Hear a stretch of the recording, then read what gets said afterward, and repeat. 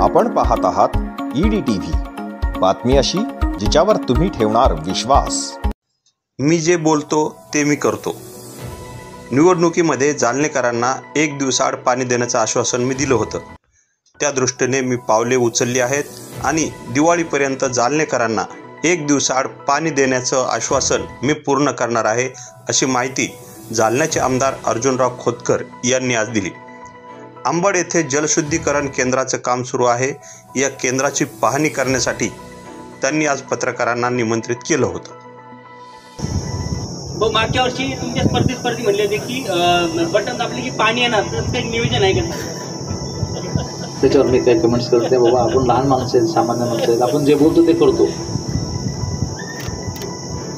पण आज मी तुम्हाला सर्व मान्यवर महोदयाला या ठिकाणी यासाठी घेऊन आलो की आज आपण जालना शहरासाठी 35 दशलक्ष लिटरचा एक पुन्हा जलशुद्धीकरण नवीन केंद्र आपण या ठिकाणी, जो शब्द आम्ही निवडणुकीमध्ये लोकांना दिला होता, जनतेला दिला होता की तुम्हाला आम्ही रोज पाणी देऊ किंवा एक दिवसाआड तरी पाणी तुम्हाला देऊ। पहिल्या फर्स्ट डे निवडून आल्यानंतर फर्स्ट डे आम्ही माननीय आयुक्त आम्ही सर्व बसलो, आम्ही याच्यावरती काम केलं आणि पहिल्याच महिन्यामध्ये कामाला सुरुवात केली। आज ते काम तुम्हाला आम्ही दाखवायला इथं आणलेलं आहे। जवळपास दिवाळीच्या आसपास माझा प्रयत्न आहे, मी अगोदर या ठिकाणी येऊन गेलो, मी आयुक्त महोदय आम्ही सातत्याने चक्रा या ठिकाणी मारतो। आमचा प्रयत्न आहे की दिवाळीच्या अगोदरच लोकांना पाणी मिळालं पाहिजे। दिवाळीच्या 8 दिवस अगोदरपासून पाणी जर देता आलं आम्हाला, आणि तशी यंत्रणा आम्ही कामाला लावलेली आहे।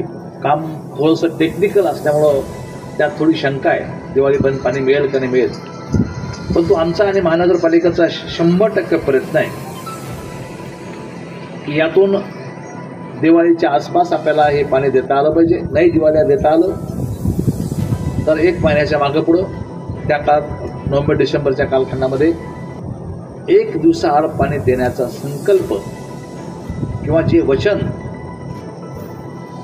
झालेल्या निवडणुकीच्या काळात आम्ही दिलं होतं जनतेला, ते वचन निश्चितपणे पाळण्याचा पुरेपूर प्रयत्न आम्ही या ठिकाणी करतो।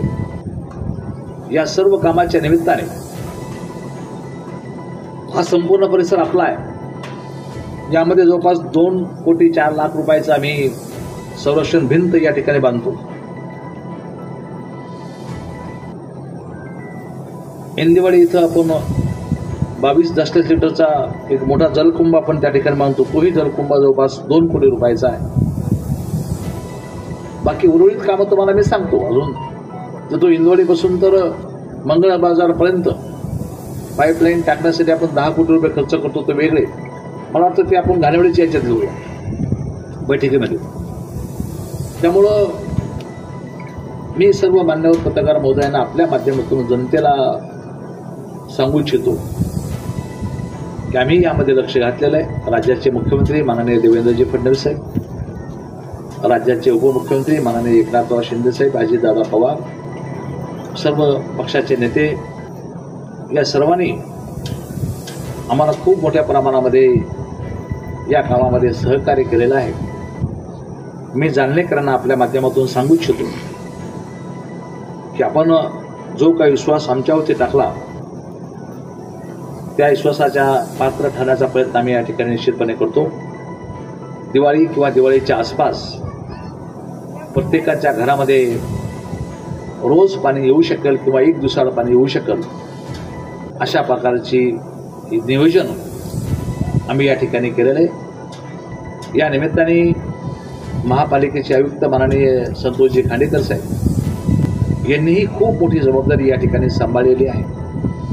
डे टू डे रोज या सर्व बाबीवर ते लक्ष ठेवून आहेत, या सर्व बाबीवर ते मॉनिटरिंग या ठिकाणी करतात। मी राज्य सरकारच्या वतीने त्यांचंही अभिनंदन करतो, माझ्या वतीने अभिनंदन करतो की त्यांनी खूप चांगल्या पद्धतीनं या कामामध्ये लक्ष या ठिकाणी घातलं आणि ते स्वतः रोज पुढाकार घेऊन डे टू डे ते या गोष्टीचा ते पाठपुरावा करतात आणि काम कुठपर्यंत आलं या गोष्टीचा आढावा घेतात। मी पुन्हा एकदा आपल्या माध्यमातून खात्री देऊ इच्छितो की दिवाळीचा पर्यंतच आमचा प्रयत्न राहील पाणी देण्याचा. नाही झालं तर 15 दिवस महिन्याभर मागं पुढं होईल.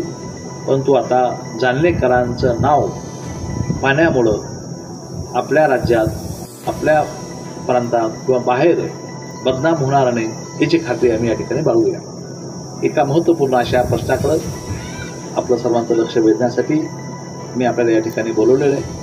माझी विनंती आपल्या सर्वांना की आपण आमचा हा मेसेज जनतेपर्यंत जावा या संदर्भाने आपण या ठिकाणी आपल्या वर्तमानपत्रातून, आपल्या चॅनलच्या माध्यमातून या बातम्या प्रसारित कराव्या आणि लोकांच्या मनामध्ये विश्वास निर्माण करावा की आता निश्चितपणे जालन्याची तहान दिवाळीच्या आसपास या ठिकाणी भागली जाणार आहे.